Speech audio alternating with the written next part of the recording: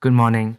I'm Ian Tang from Victoria Junior College, and this is my presentation on Kim Lim's Cut Paper Works. When I walked into the National Gallery with my friends, we saw these two posters lining the walls. The first was a special exhibition on the artist Teo Sing, and the second was a retrospective on the artist Kim Lim.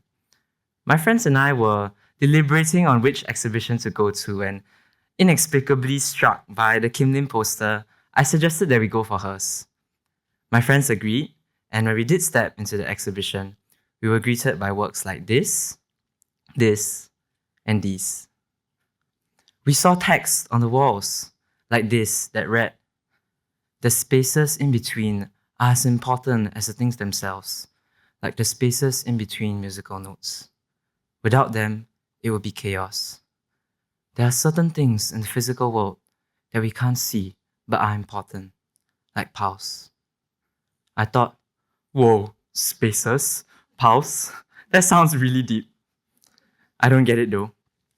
My friends would point out works like this to me and say, "Ian, you're an art student, right? What does this thing mean?" And I would stare at it in concentration and have thoughts like, wow, how she get her lines so fluid and material like stone? But I also had thoughts like, maybe I should have suggested the Teo Sing exhibit. There's a bird inside a cage, and that's gotta be class commentary or a metaphor or something that's way easier to explain than lines in stone. And this process kept repeating itself. My friends would point out this work or that work to me and ask me what it meant. And I had no idea what to say. I just didn't know how to explain the works.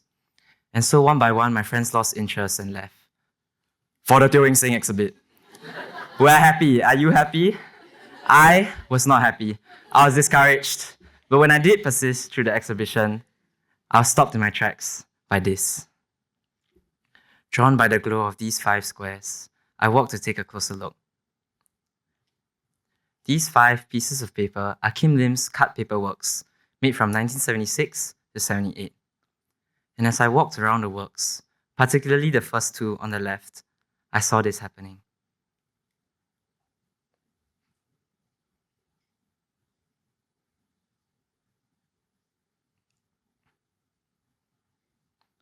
I was amazed. How were the shadows moving like that?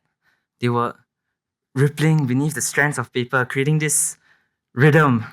I was looking left and right, and then I would move to the second piece of paper, and my head was moving up and down, and I was moving between these 2 pieces of paper non-stop. The gallery seater probably thought I was crazy, but I was hypnotized.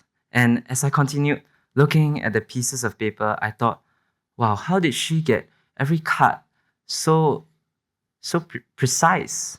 I mean, can you imagine trying to cut all those lines without tearing the paper? Equally spaced, separate lines starting and stopping at these invisible points to form a whole geometric shape.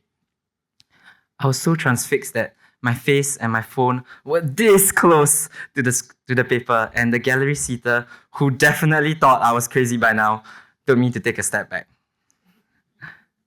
And when I did take a step back, I saw the label, which said that Kim Lim was a printmaker who, inspired by the quality of Tonosawa Japanese paper, cut these pieces of paper instead of printing on them.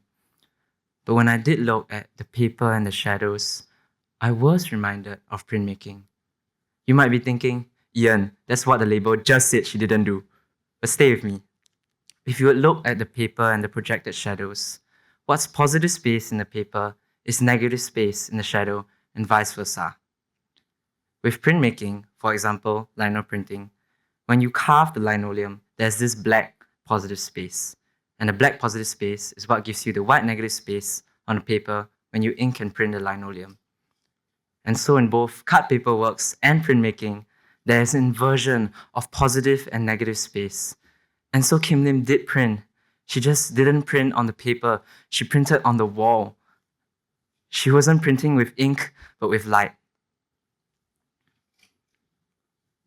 As I continued to look at Kim Lim's prints, or rather the shadows, I was struck again by her precise repetitions made all the more stark in the shadows. I was transfixed by the dynamic push and pull of white paper and black shadow, almost like they were yin and yang, opposing forces that formed the whole. And the more I looked at the shadows, the more I was somehow reminded of the shadows cast by light hitting the leaves.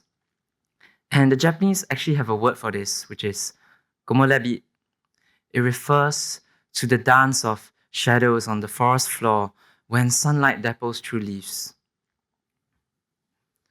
Completely blown away by the cut paper works, I went back to the walls of the exhibition, rereading the quotes and researching about Kim Lim, wondering, why haven't I heard about Kim Lim before?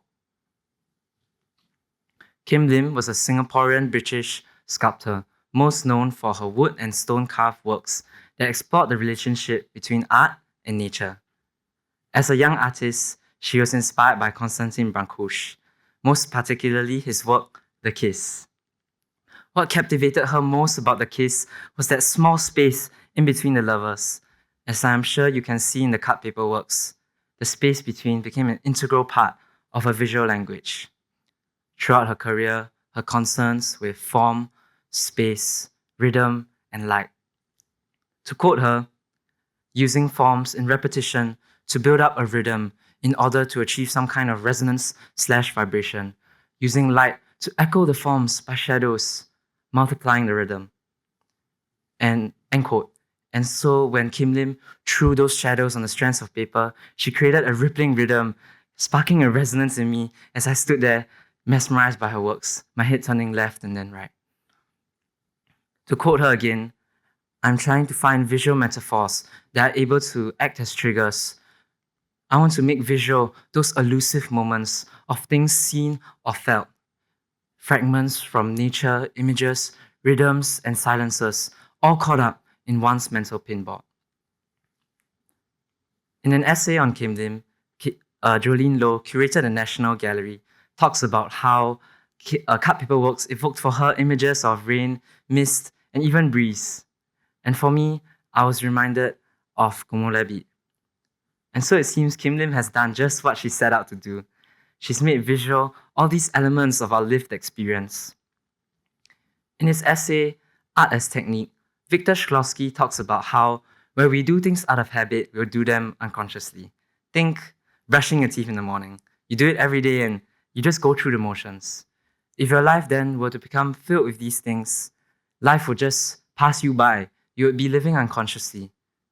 The function of art then is to defamiliarize all these familiar motions and restore to us a sensation of life. And Kim Lim's work did do this for me. After seeing cut paper works, I had a new appreciation for the light and shadows around me.